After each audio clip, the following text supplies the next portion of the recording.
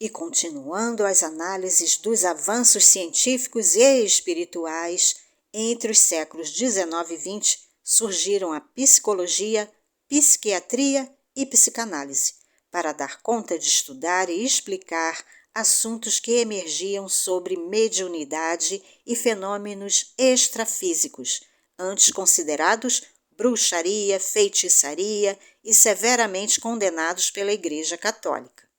Nesta época ainda não havia tecnologia avançada para estudar a mente humana e os fenômenos extrafísicos.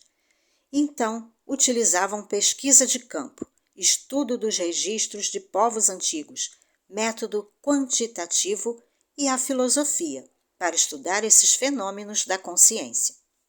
Diante disso, a partir de 1948, através de um laboratório de parapsicologia, Joseph e Louise Heine iniciaram uma investigação mais profunda sobre os fenômenos mediúnicos, realizando testes como os de capacidade telepática, por exemplo, com o intuito de encontrar respostas para esses fenômenos. O movimento ficou conhecido como Revolução Heine.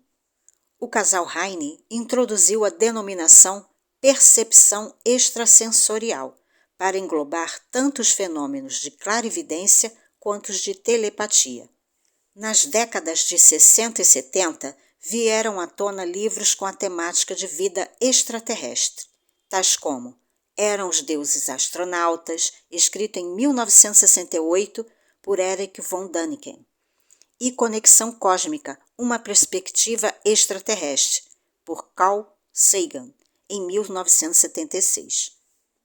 E em sequência, na década de 80, tivemos o lançamento do filme E.T., o Extraterrestre, produzido e dirigido por Steven Spielberg, em 1982.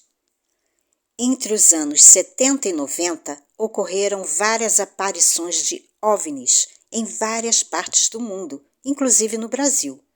Em maio de 1986, mais precisamente no dia 19, vários objetos luminosos foram vistos em rotas aéreas brasileiras.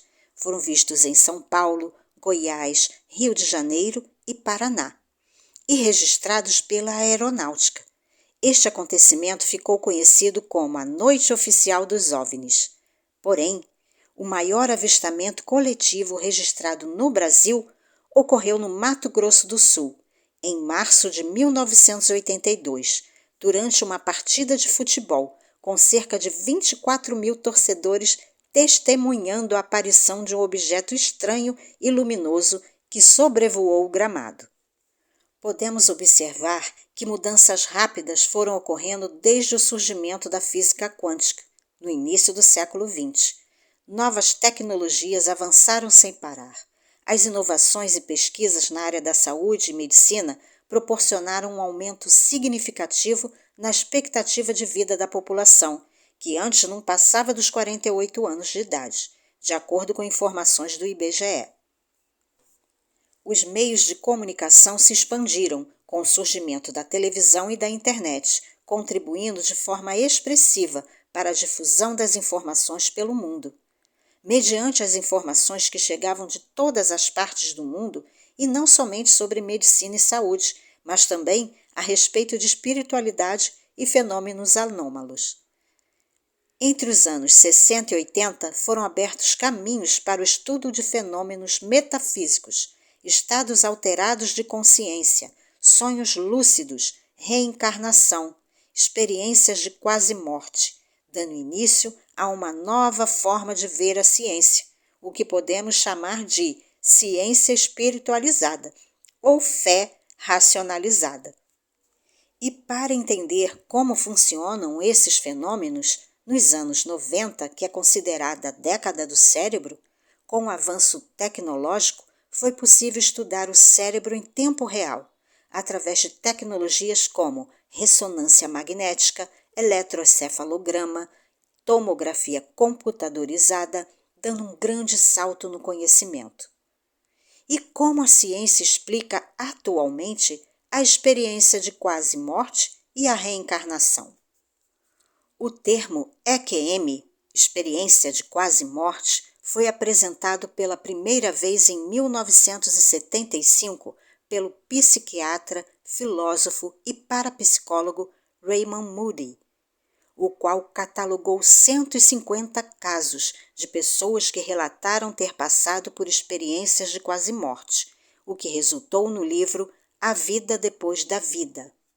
Em seu livro, Moody relata que qualquer um que tenha sobrevivido a uma EQM volta transformado, passando a se comportar de forma mais solidária, desapegado de valores materiais. E o mais surpreendente é que o medo da morte acaba.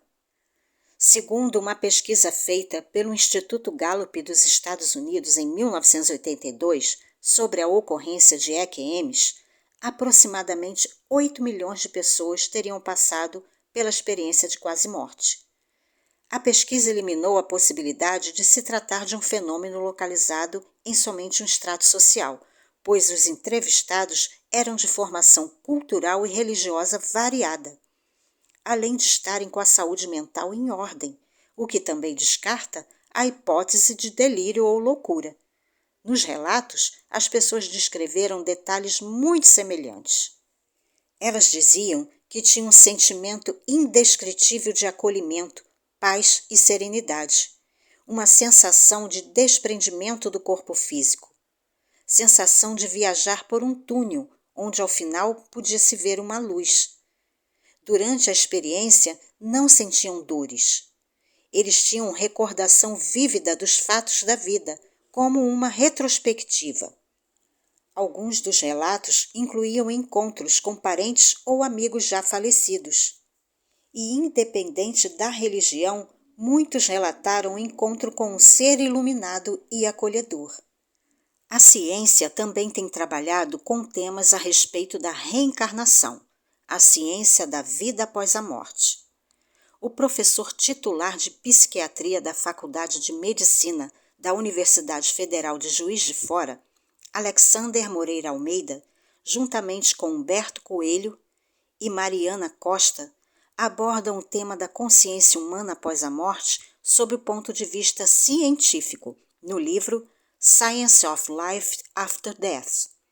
O livro apresenta uma investigação científica a respeito da possibilidade da existência da consciência humana após a morte, ressaltando que a questão pode ser tratada através das evidências observadas, saindo somente da visão de crença ou da religião.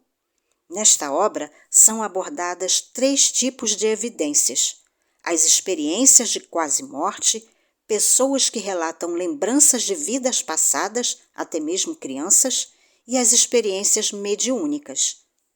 O professor Alexander Moreira Almeida aponta que existem aproximadamente 3.000 casos investigados de crianças que alegam terem vivido em determinados lugares e as averiguações posteriores realizadas conforme a descrição dessas crianças confirmam que os relatos são verdadeiros. Com essas recentes pesquisas, podemos dizer que iniciou-se o processo de reconciliação entre ciência e espiritualidade, mas com um olhar diferenciado, ou seja, sem vinculação a religiões e dogmas. É uma espiritualidade genuína, onde cada pessoa tem a capacidade de pesquisar, analisar e se conectar com a fonte divina, com sua essência, resgatando sentidos adormecidos, como a intuição e a telepatia, por exemplo. Mediante a cronologia e contextualização dos fatos históricos que fizeram movimentos significativos para a evolução da humanidade, podemos compreender o processo que ocorreu desde o Renascimento até os dias atuais. Primeiro, foi o movimento de compreender como funciona a natureza. Logo após, a compreensão de como funciona o corpo humano. E, atualmente, a compreensão de como funciona a mente humana. A física avançou para novos olhares, desde a descoberta da física quântica, adotando uma visão holística para compreender o mundo, o ser humano e, atualmente, a mente humana.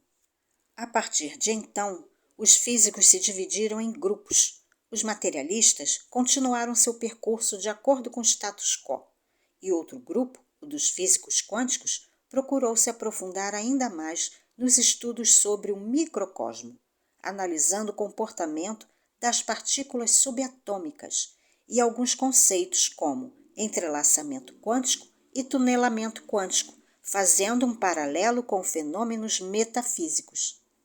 Entre os autores integrantes do grupo de físicos quânticos que unem ciência e espiritualidade, nós podemos citar Fritjof Capra, com o lançamento do livro O Tal da Física, publicado em 1975, e Amit Goswami, com sua brilhante obra A Física da Alma, publicado em 2000.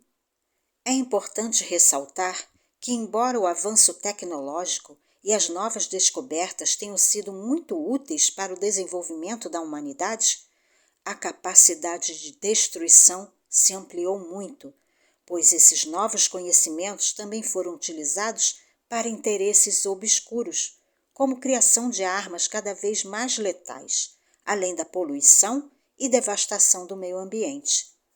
Podemos, portanto, perceber o quanto a ética e a moral são imprescindíveis para a utilização dos conhecimentos que estão sendo abertos para nós, pois conhecimento sem amor é pura destruição. Recentemente, passamos por uma experiência difícil e, ao mesmo tempo, interessante, na qual mostrou que, mesmo diante de todo o avanço e conhecimentos adquiridos nas últimas décadas, a população continuou na corrida frenética de luta pelo poder ou pela sobrevivência, na exploração dos recursos naturais de forma muito exacerbada, na poluição das águas, do ar, no maltrato de animais, no desrespeito ao próximo, na competição, na falta de ética e moral, até que fomos forçados mundialmente a parar para refletir. Um vírus devastador tomou conta praticamente de todo o globo terrestre. É o processo de homeostase, lembra? A tendência que um sistema tem de agir para manter a própria harmonia. E, para tanto, a alostase é acionada para ajustar a disfunção e manter o funcionamento adequado do sistema. E este ajuste é feito através de mecanismos que garantem a homeostase, ou seja, a mudança. Diante da reclusão da população em 2020, fomos impelidos a repensar sobre nosso modo de enxergar a vida. Tivemos de desacelerar a mente, voltar o olhar para dentro, perceber o que estávamos fazendo com o planeta e com nossas próprias vidas. A população caminhando para a autodestruição. Algo precisava mudar. Foi-nos dada a oportunidade de parar um pouco essa correria do mundo capitalista e contemplar o nascer do sol, sentir o aroma das flores, perceber as águas que ficaram muito mais limpas e os animais mais felizes, pois nós não estávamos mais nas ruas poluindo o nosso planeta. Vislumbrar que existe algo maior, que não somos somente matéria e corpo físico. Os pássaros, neste período, voavam livres e nós ali presos na gaiola. Interessante isso. Quem sabe essa experiência proporcionou pelo menos um pouco de empatia para que deixemos de capturar, prender e comercializar esses seres tão lindos, os pássaros. No período de isolamento, novas formas de trabalho foram desenvolvidas, novas ferramentas de interação social, novos olhares. A criatividade teve que vir à tona. Nesses momentos, onde não temos o controle sobre os acontecimentos, o lado racional busca a intuição e a criatividade para dar uma mãozinha. Testemunhamos a teoria do caos e o processo de homeostase em ação. O universo é fantástico e tem sua fórmula perfeita, um sistema autorregulador de fato. Estávamos precisando equilibrar o sistema, que por séculos vem explorando o lado racional de forma exacerbada. O conquistar, o fazer, o produzir, o poder, chegando a um racional patológico, que são as guerras, a exploração abusiva dos recursos naturais, e deixando o lado do cuidado com a natureza, a introspecção, a intuição, a criatividade, a sensibilidade. Fazemos parte do ecossistema, tudo está interligado. A postura de achar que estamos separados ou que somos superiores é que traz todos os problemas, tanto em relação à natureza quanto aos animais e aos próprios seres humanos.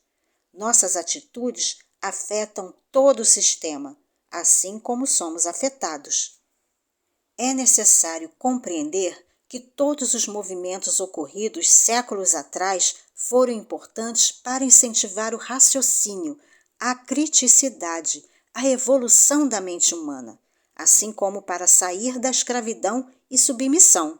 Contudo, é preciso ter a maturidade de observar quando a coisa está passando do ponto de equilíbrio. O racional em equilíbrio não oprime o intuitivo, não oprime o espiritual, o criativo, o acolhimento e a sensibilidade. O racional em equilíbrio não faz guerras, não escraviza, não subjuga, não destrói. A balança estava polarizada e pesada demais no lado racional, resultando em frieza, competição, exploração de recursos e muita violência. E o sistema autorregulador do universo fez um movimento para buscar o equilíbrio. Cabe a nós entendermos o recado.